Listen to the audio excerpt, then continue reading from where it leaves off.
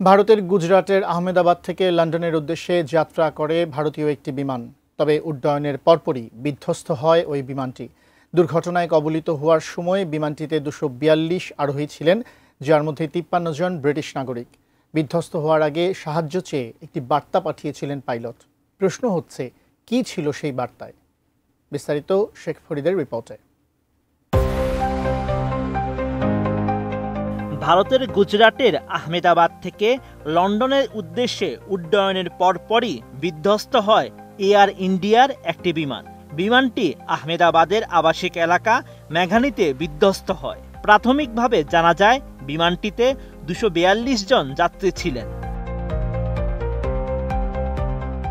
এ সময় যাত্রীদের মধ্যে 169 জন ছিলেন ভারতীয়, 53 জন ব্রিটিশ, একজন কানাডিয়ান ও 7 জন পর্তুগিজ নাগরিক ছিলেন। সামাজিক মাধ্যম এক্সের এক পোস্টের মাধ্যমে বিষয়টি নিশ্চিত করেছে এয়ার ইন্ডিয়া।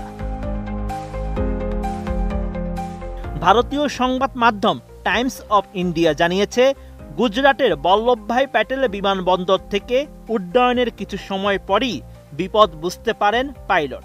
এই সময় তিনি বিমানবন্দরের এয়ার ট্রাফিক কন্ট্রোলে মেডে কল জরুরি সাহায্যের আবেদন জানান। তবে এর কিছু সময়ের মধ্যেই সবকিছু নিস্তব্ধ হয়ে যায়।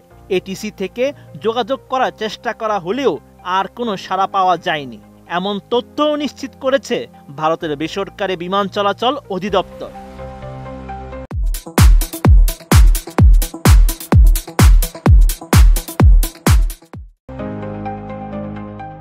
এই ব্যাপারে বেসরকারি বিমান চলাচল অধিদপ্তর এক বিবৃতিতে জানিয়েছে, বিমানটিতে 242 জন আরোহীর মধ্যে 2 জন পাইলট এবং 10 জন কেবিন ক্রু ছিলেন। বিমানটি ক্যাপ্টেন সুমিত সাবরাওয়ালের কমান্ডে ছিল।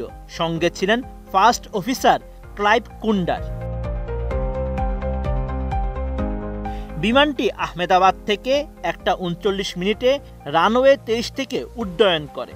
এর কিছুক্ষণ পর সহ পাইলট মেডে কল করেন, কিন্তু এরপর বিমান থেকে আর কোনো সাড়া আসেনি।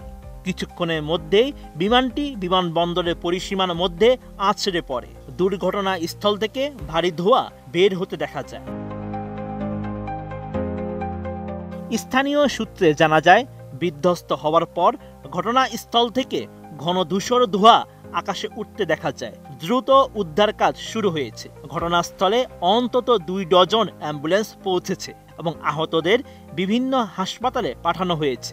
তবে যাত্রী সংখ্যা এবং দুর্ঘটনা ভয়াবহতার বিচার করে গুরুতর হতাহতের আশঙ্কা করছেন সংশ্লিষ্টরা। Sheikh Farid, ATN news.